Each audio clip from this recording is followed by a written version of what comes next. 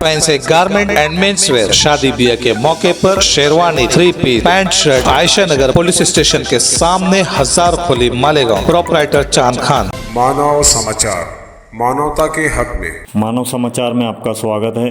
सहायक पुलिस अधीक्षक ऋषिकेश रेड्डी धुले की बड़ी कार्रवाई। 6 यूनिकॉर्न, एक स्प्लेंडर मोटरसाइकिल सहित 3 आरोपी धुले पुलिस की गिरफ्त में। तीनों आरोपी मालेगांव के बताए जा रहे हैं। बाकी कार्रवाई शुरू है।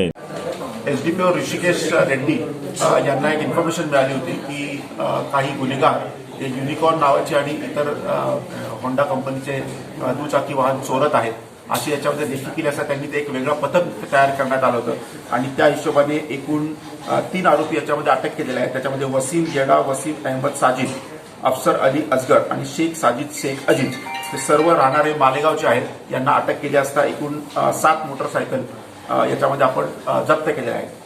त्यांच्याच टीमने अजून एक चांगली कामगिरी केली की देवपूर पोलीस स्टेशनमध्ये एक मोटरसायकलने चेन स्नॅचिंग केली होती। त्याची देखील आपण माहिती काढली असता श्रीरामपूरवरून सलमान सलीम इराणी हा राहणार अहमदनगर श्रीरामपूरचा आरोपी आहे, याला अटक केली असता त्याच्याकडनं देखील 7 ग्रॅमची सोन्याची पोत आपण रिकव्हरी केलेली आहे आणि रेड्डी यांच्या टीमने चेन स्नॅचिंगचा गुन्हा देखील उघडकीस आणलेला आहे।